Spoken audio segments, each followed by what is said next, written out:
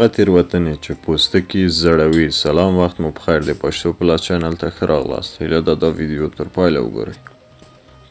ټول خو په ځانګړې توګه ښځې غواړي چې روغ، روښانه او ښکلي پوستکي ولري او له خپل توان او وس څخه کار اخلي ترڅو د خپل د مخ د ګونځو او د سترګو شاوخوا کړي حلقې له منځه یوسي.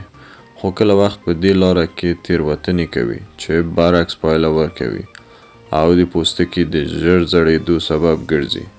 په دې لیکنه کې تاسو له دې تیروتنو سره لا ډېر آشنا کوو. له بریده زیات د پوستکي وینځل. ځینې وینځونکي توکي د پوستکي پر مخ طبیعي غوړ له منځه وړي.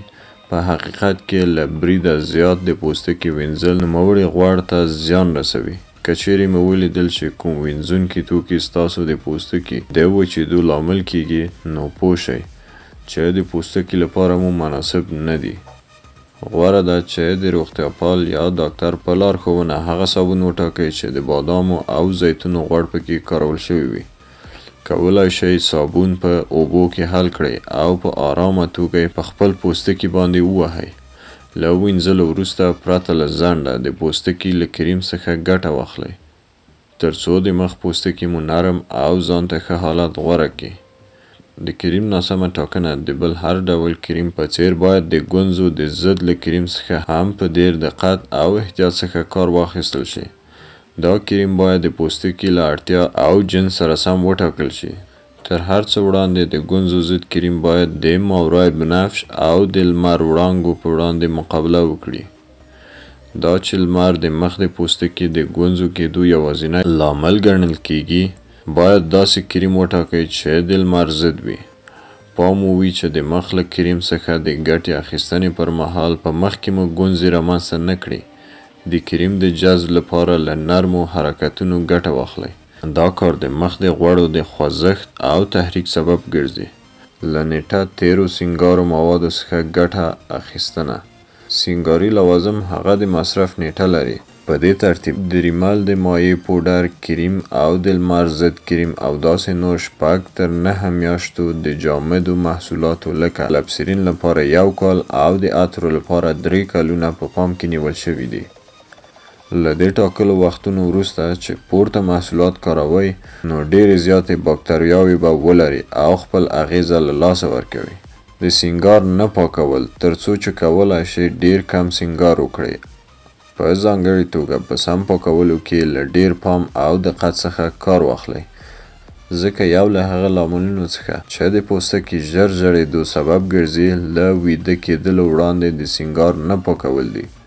د خوب په لړ کې د سینګاري موادو ترکیبونه پوستکي ته ننوځي او په پوستکي باندې ورانوونکي اغیز پرې باسي.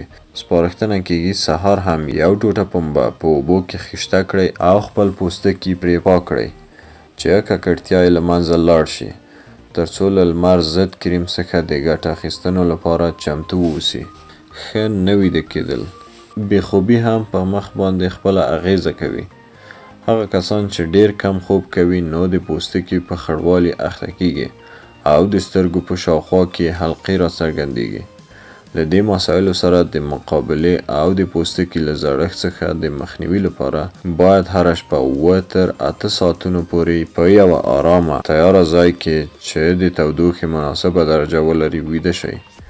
د ځینو کارپوهانو په باور د مساج په وسیله کولای شئ د سترګو شاوخوا حلقې راکمې کړئ. په دې ترتیب چې په ګوتو سره د سترګو لاندې برخې له 5 تر 10 ثانیو پورې وموښئ. سربیره پر دې د دې کار لپاره باید له غوړو خوږو او تروو خوړنیزو توکو څخه کار وانخلئ او دغه راز د شپې ناوخته هم خورنیز توکي ونه خورئ. د څو رنګه میوو مصرف پر ځای ځانګړې توګه سره انګور د سترګو د شاوخوا حلقو د لمنځه وړلو لپاره ډیر ګټور دي. مننه کوم چې تر دې د موږ سره یوځای واست. که غواړئ نورې معلوماتي ویډیوګانې زموږ له چینل څخه وګورئ نو هیله د پښتو پلاس چینل سبسکرایب او خپلو دوستانو سره هم شریک کړئ. مننه کوم. ښه وخت ولرئ.